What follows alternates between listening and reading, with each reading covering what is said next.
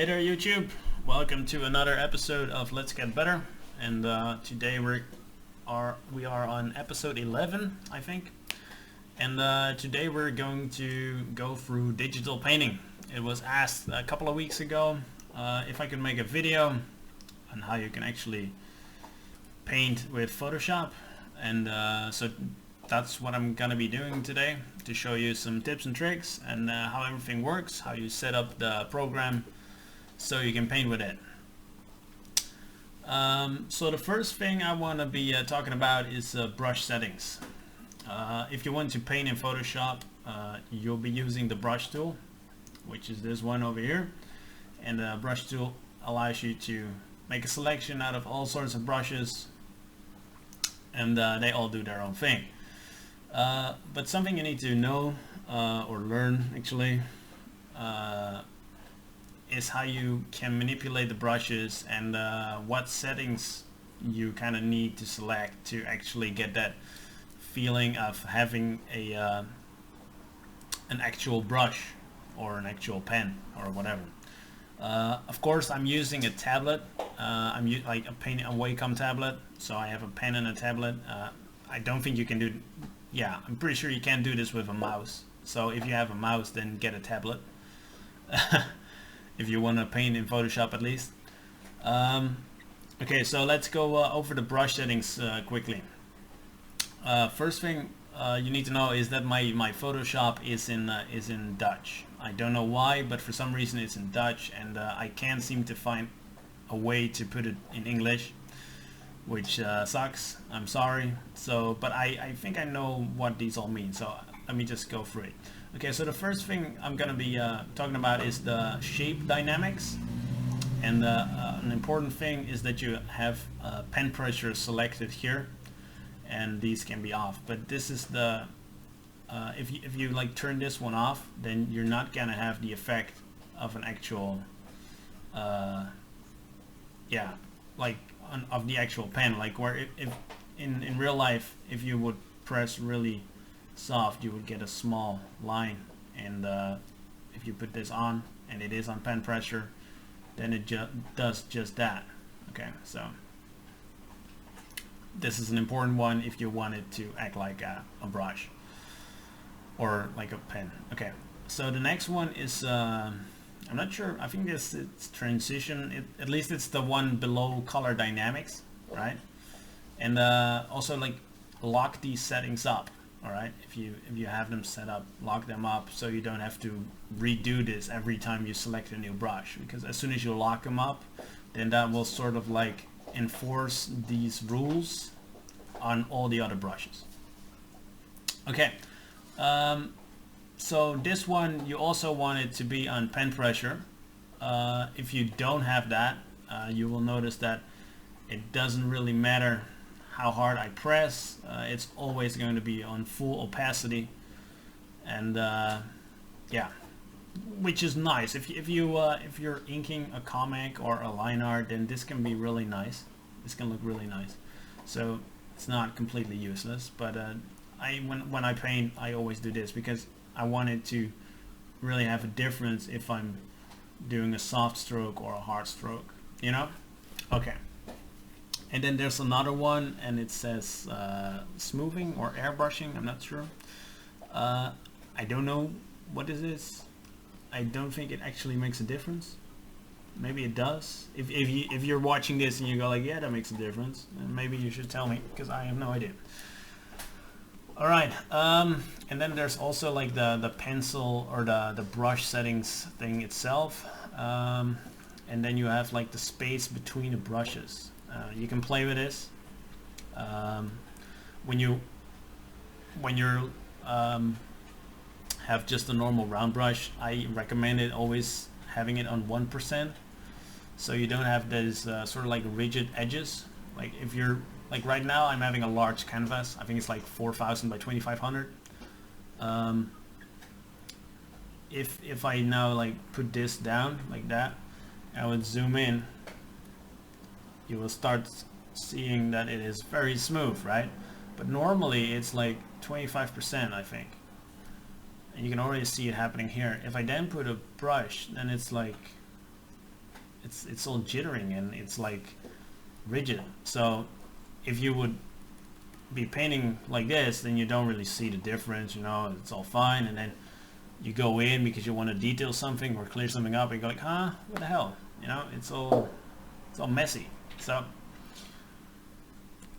I suggest using this, especially with just like line brushes and stuff like that. Use it on 1%. On other types of brushes, it can be quite useful to have it on a higher percentage, because it can do some nice, because it can give you some nice effects. You know, if you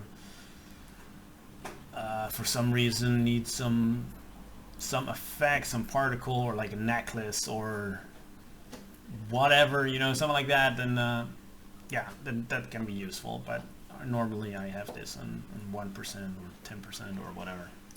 Especially like if your computer can take it, you know, because the lower this is, and with large high resolution brushes sort of, or like a high amount of pixels, this can be very heavy for a computer, like really heavy. I think if I did this on my old computer like this, I think I would have had to wait for 5 minutes. So yeah, it's always nice to have a good computer when you're doing this. Alright, okay, so there is also something about the opacity and the flow up here. And actually the opacity and the flow is sort of like what you're handling with in the brush settings too, but these are just like sort of like shortcuts, I guess.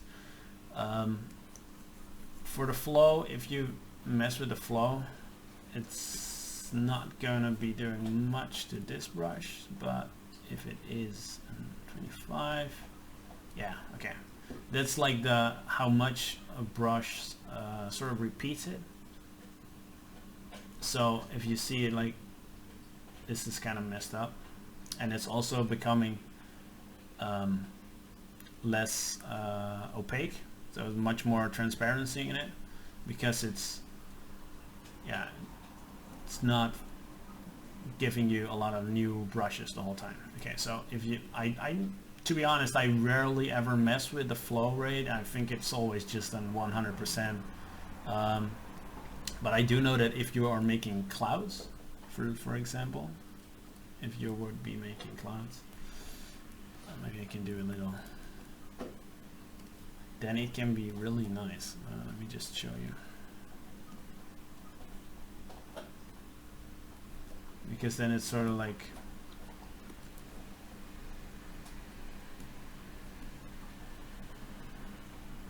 makes it a much more different and diverse, especially if you are actually using it sort of like a cloud brush, like this one, I think. And you see that it makes it much more diverse, and you can even rotate it a bit, so you can just go around like that and resize it, and then maybe put it all up, and then just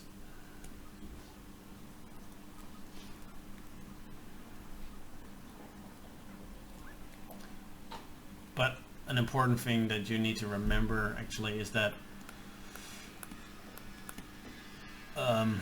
brushes only matter a very small amount. Okay, so it's not, brushes don't make the artist. It's not like if you have great brushes then you can do a lot of stuff, or then you're a good artist.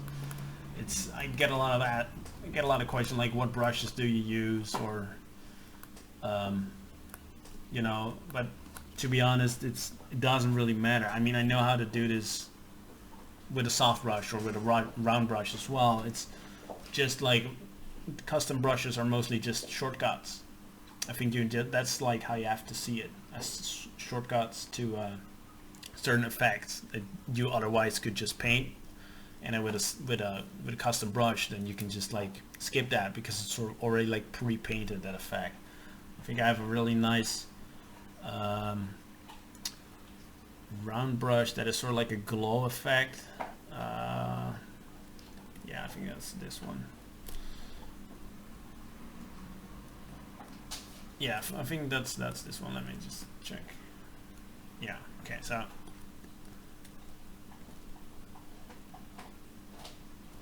And if you would then just make this one darker a bit, you already get that. I think I had a better one. Yeah, to be honest, my brushes are a mess. I should have just I should clean this up one time. It's just a collection of things that I made myself and things that I downloaded or got from other people going like, hey, you should try this one out. And it's just a giant mess of stuff, to be honest. But yeah, as you can see, I mean, it's nice if you to use these kind of things as shortcuts in when you're painting something up and you need this kind of effect on a magical or on some impact crater or whatever. Then it's just nice to just use a brush to get around you painting that all. But you still have to know how to use it and how to paint it, because that's otherwise it's just gonna look silly. All right, so the knowledge and the fundamentals are very much necessary to making good use of all these brushes and these custom brushes. All right, so yeah. Oh, and transparency or opacity. I'm not sure what's it called in the English version, but this is pretty much just transparency and opacity. It's like you can easily shortcut these with your numpad. You know, just typing in random numbers will do things, and just pressing the 0 we'll set it back on 100, and this does just what it says. It's the opacity, right? So 100% opacity, 50% opacity, 20% opacity. So when does this come in handy? With atmosphere. If you're painting atmosphere in, or well, not just atmosphere, but anything. But for example, if you have a landscape painting that you're doing, and you just wanna, let me just do it quickly over here. Okay, so now I have it set on 20%, right? So you can nicely just do this and cut that away.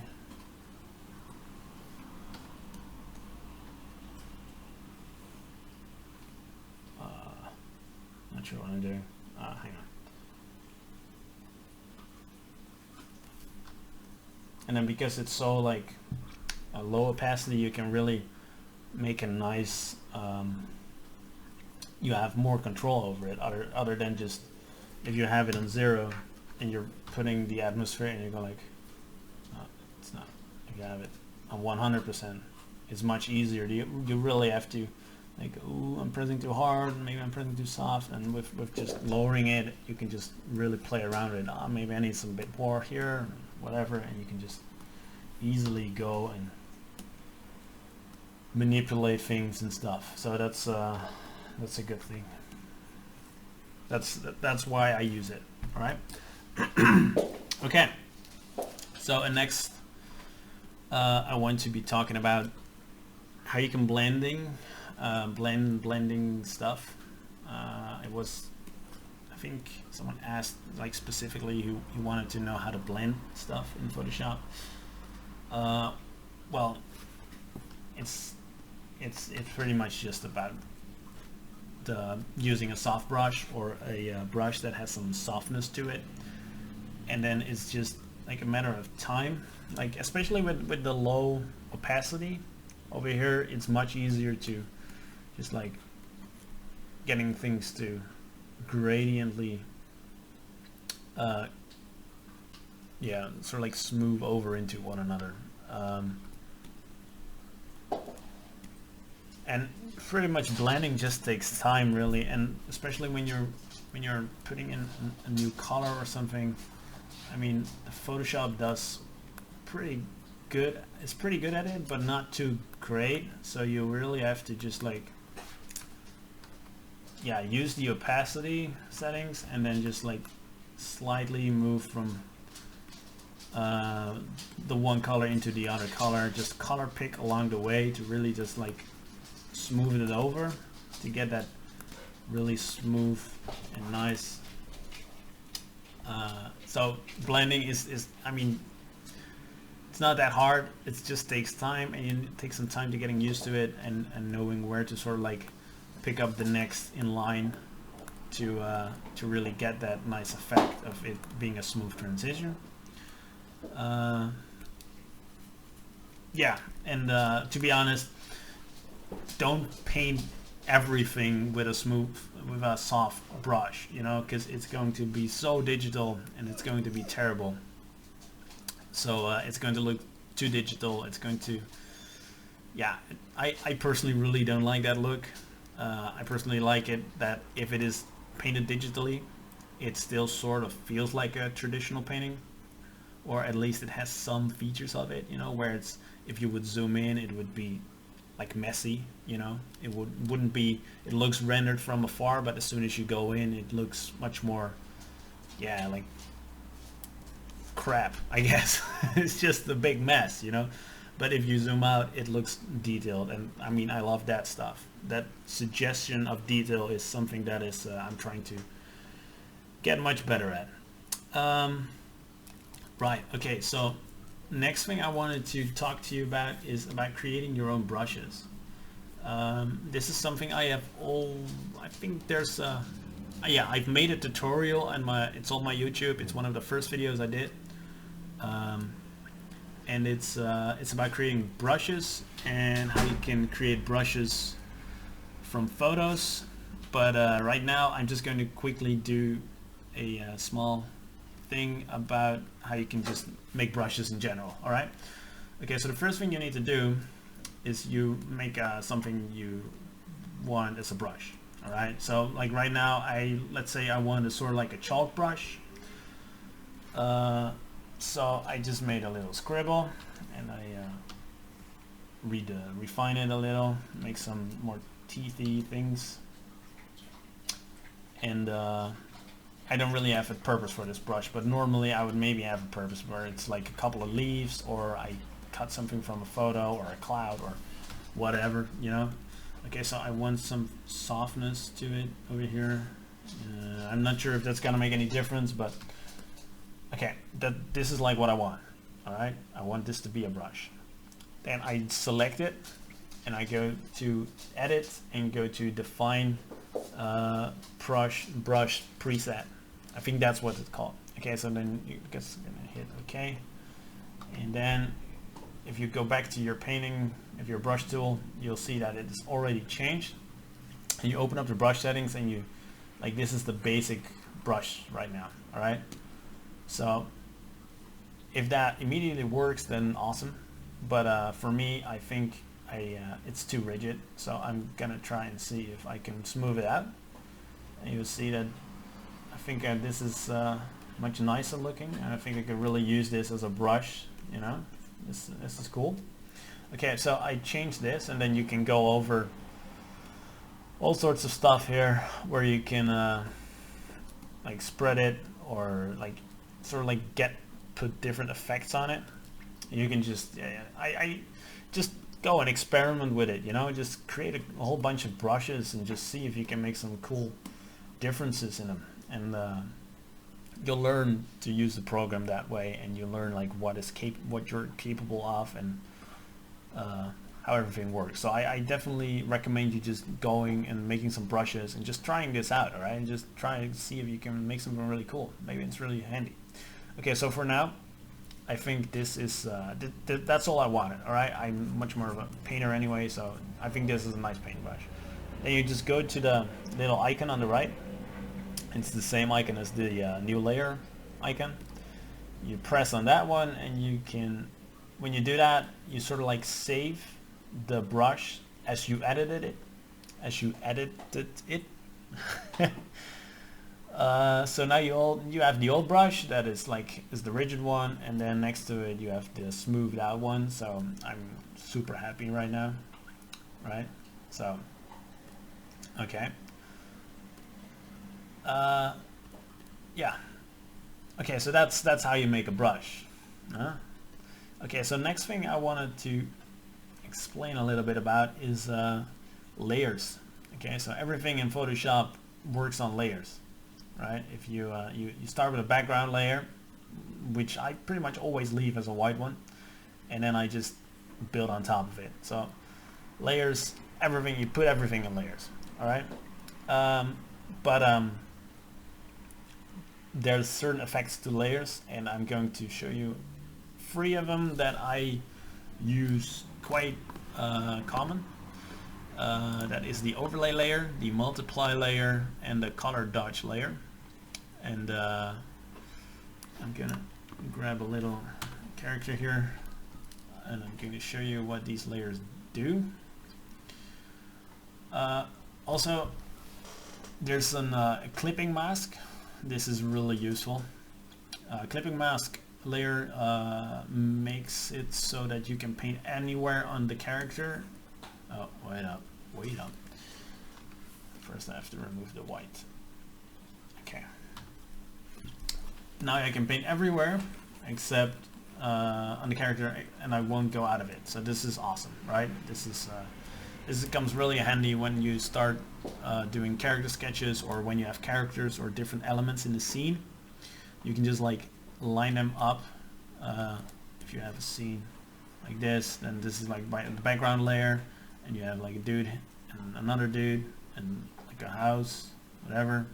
You can like put these in different layers, put clipping masks on each one of them, and then work on them separately, and you can just go out and paint really nicely without having to worry of you going like, oh, I'm painting here, and then all of a sudden like, ah, crap, and gotta redo it and stuff like that. You just be painting on those elements, on those layers specifically. So that's really nice.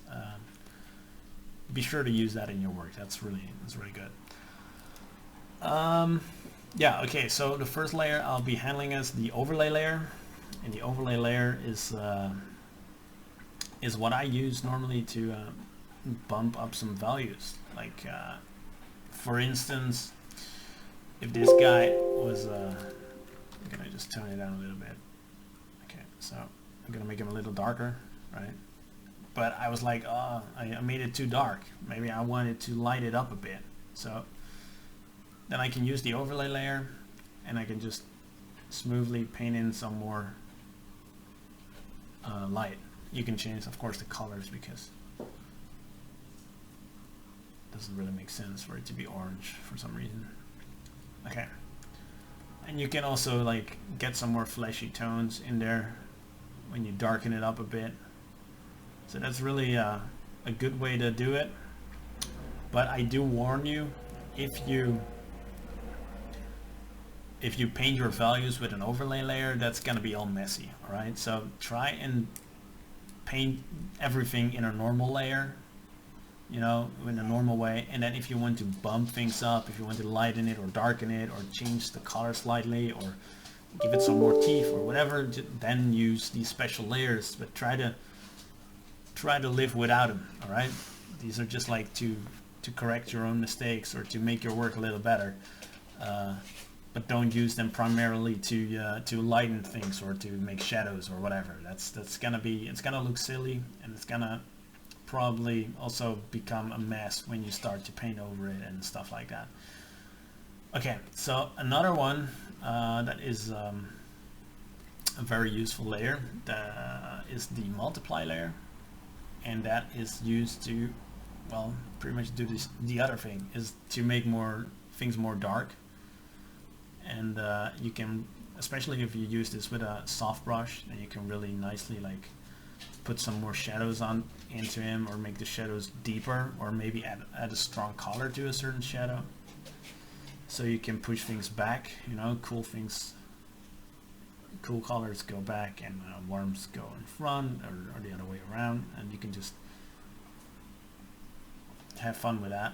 No, there's still white. Okay. No. So give that a try, and you can see that works. That works like a charm. Okay. So the last layer I'll be handling here is a color dodge layer. I don't really use this all that much, but one of the ways you can use it is you select the color dodge layer, and you fill the whole image or the whole layer with black, and then you use white on a soft